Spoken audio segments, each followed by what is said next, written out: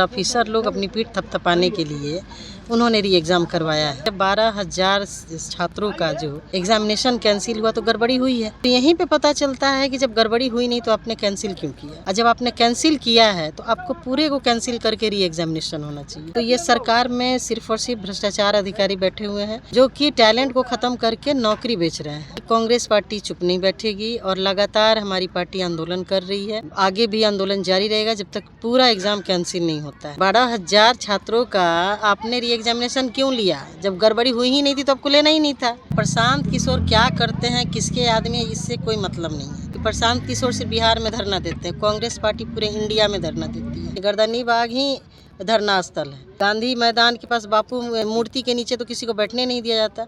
तो ऐसा लगता है कि प्रायोजित कार्यक्रम चल रहा है सरकार का। मैडम, बीपीएससी या अभ्यर्थी के आंदोलन के बाद भी कल बीपीएससी का री एग्जाम करा लिया गया, जो पुनर्परीक्षा था रद्द किया गया। देखिए, ये सिर्फ और सिर्फ अफसरशाही है और ऑफिसर लोग अपनी पीठ थपथपाने के लिए उन्होंने री एग्ज़ाम करवाया है। ये तो साफ जाहिर है कि जब 12,000 छात्रों का जो एग्ज़ामिनेशन कैंसिल हुआ तो गड़बड़ी हुई है।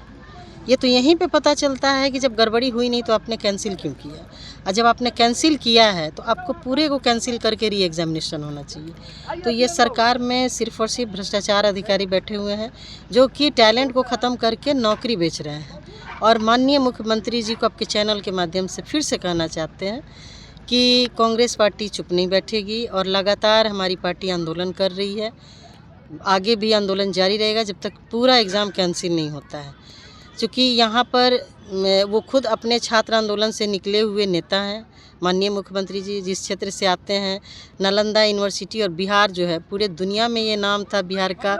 शिक्षा यहाँ शिक्षा ग्रहण करने बाहर से लोग आते थे। और इनके अधिकारियों ने, इनके मंत्रियों ने शिक्षा विभाग को इतना चौपट कर दिया है कि अब बाहर में बिहार का नाम खराब हो रहा है।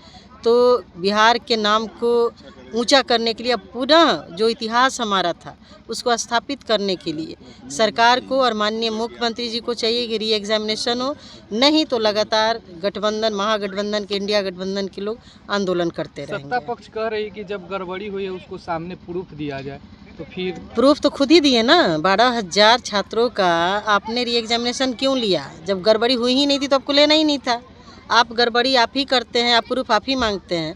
तो घोटालेबाज लोग यही बोलते हैं, चूँकि उनके नीयत में खोट है। वो नहीं चाहते हैं कि बिहार के जो बच्चे हैं, जो टैलेंटेड बच्चे हैं, गरीब गुरबा के बच्चे को नौकरी मिले। यहाँ तो किसी तरह से आप हवाला का पैसा लाइए और उनको दीजिए और नौकरी पाइए, यही बिहार में चल रहा है। देखा जा रहा है तो आप लोग धरने से अभी नहीं पहुँचे, लेकिन प्रशांत किशोर लगातार धरने पे बैठे हुए हैं। देखिए, प्रशांत किशोर क्या करते हैं, किसके आदमी है, इससे कोई मतलब नहीं है, उस पर हमको जाना नहीं है। क्योंकि प्रशांत किशोर सिर्फ बिहार में धरना देते हैं, कांग्रेस पार्टी पूरे इंडिया में धरना देती है। और पूरे देश के अंदर यदि मोदी जी को घेरने का और उनको चुनौती देने का जो कार्यक्रम चलाया वो सिर्फ और सिर्फ कांग्रेस पार्टी चलाई। गर्दनी बाग से गांधी मैदान धरना को डाइवर्ट करने का क्या लग रहा है? देखिए, वो तो सरकार के लोग जाने, चूँकि सरकार, हो सकता है इस बीच कोई घोटाला करने वाली हो। सरकार का तो ये आदत है। अब तो देखे होंगे, जब लोकसभा चुनाव था तो पुलवामा अटैक हुआ, जब विधानसभा यूपी का चुनाव था तो नोटबंदी हुआ। तो ये बीजेपी के लोग जो बैठे हुए हैं ना सरकार में, जनता का दिमाग डाइवर्ट करके ये उल्टा सीधा काम करते हैं। जबकि सुनिए, गर्दनी बाग ही धरना स्थल है। गांधी मैदान के पास बापू के मूर्ति के नीचे तो किसी को बैठने नहीं दिया जाता। तो ऐसा लगता है कि प्रायोजित कार्यक्रम चल रहा है सरकार का। प्रशांत किशोर को सुख सुविधा को देखने के लिए वैनिटी वैन लाया गया है गांधी मैदान। प्रशांत किशोर तो उन्हीं के पार्टी के राज्य मंत्री का दर्जा मिला था जिसके विरोध में बैठे हैं। तो इसका जवाब प्रशांत किशोर न देंगे?